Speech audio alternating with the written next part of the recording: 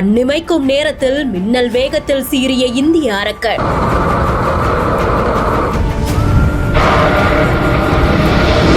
அமெரிக்காவின் நாசாவுக்கு போட்டியாக இஸ்ரோவும் வீரர்களை விண்ணுக்கு அனுப்ப போகிறதா?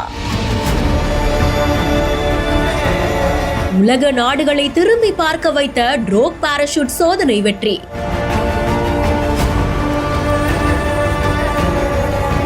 இந்திய வம்சாவளி வீராங்கனையான சுனிதா வில்லியம்ஸ் அவர்கள் ISSல இருக்காங்க.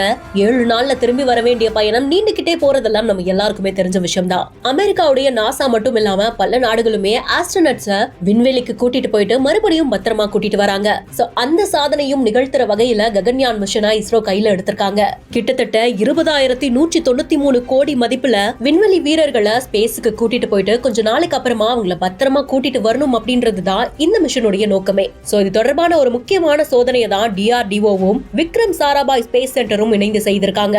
இந்த மிஷனுடைய கடைசி கட்டத்துல மனிதர்கள் இருக்கக்கூடிய அந்த கிரியூ மாடியூல் பாராசூட்டோட உதவியோட பத்திரமா கடல்ல தரையிறக்கப்படும்.